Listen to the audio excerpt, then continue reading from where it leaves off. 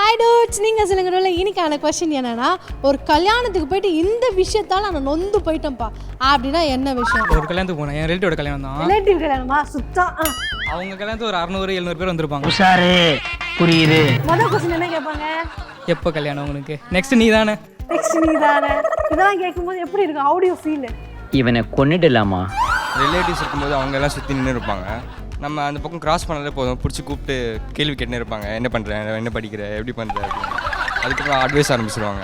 எப்போ கல்யாணம் உங்களுக்கு? நெக்ஸ்ட் நீ தானே. என்ன பண்ணுறேன், என்ன படிக்கிற, அட்வைஸ் ஆரம்பிச்சிருவாங்க. ஐயோ, இந்த கல்யாணத்துக்குலாம் ரிலேட்டிவ்ஸ் கிட்ட அட்வைஸ் தான். ஒரு முறை ஃப்ரெண்டு கல்யாணத்துக்கு கூட்டின்னு போனான். ஃப்ரெண்டு கல்யாணத்துக்கு போனால் அவன் என்னை விட்டுட்டு எங்கேயோ போயிட்டான். அது 2-3 மண்டபம் பக்கத்துலேயே இருந்தது. என்ன மண்டபம்னே தெரில.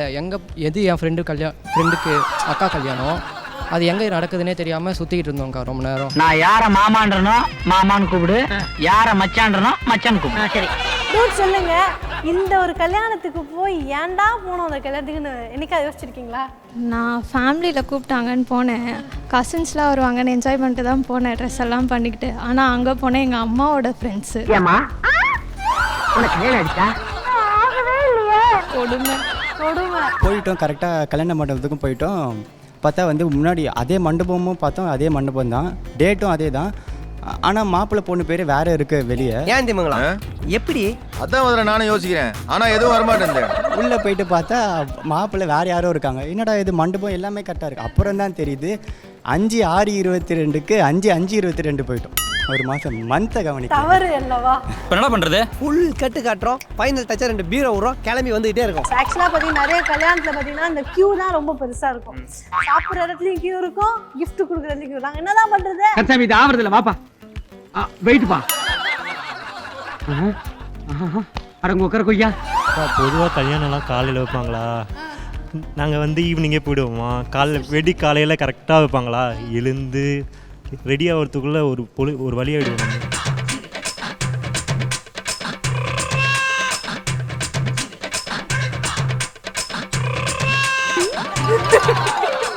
நான் போகிறதே ஃபுட்டுக்காக தான், மேரேஜுக்கு. பார்த்தா ஃபுட்டே காலி ஆகிட்டுன்ட்டாங்க.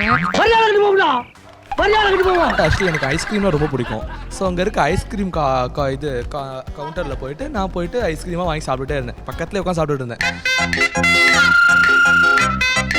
ஸோ வந்து என்னாச்சுன்னா கரெக்டாக எங்களோட கசின் பொண்ணுங்க எல்லாருமே வந்துருந்தாங்க, கசின்ஸ் எல்லாரும். நானும் உட்காந்து சாப்பிட்டுட்டே இருந்தேன் எப்பயும் போல். வந்துட்டு அவர் என்ன சொல்லிட்டாருன்னா, அவங்க எல்லாரும் முன்னாடியும் என்ன தம்பி இவ்வளோ ஐஸ்கிரீம் வாங்கி சாப்பிட்ற அப்படின்னு சொல்லிட்டாரு. கசின்ஸ்லாம் வரும்போது தான் நம்ம ஐஸ்கிரீம் சாப்பிட்ணும். ஐஸ்கிரீம் சாப்பிட தப்பு இல்லை, அவங்க சொன்னது தான் தப்பு. நிறைய ரீசன்ஸ் இருக்குது, பட் நான் ஸ்பெசிஃபிக்காக ஒரு ரீசன் சொல்கிறேன். இப்போ நீங்கள் சிங்கிளாக இருந்து நீங்கள் அங்கே பார்க்குறவங்க எல்லாம் கப்புள்ஸாக சுற்றுனீங்கன்னா,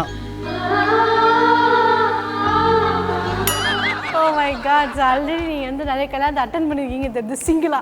கரெக்டா? ஒன்றும் பண்ண முடியாது. கொஞ்சம் அங்கே பாரு கண்ணா.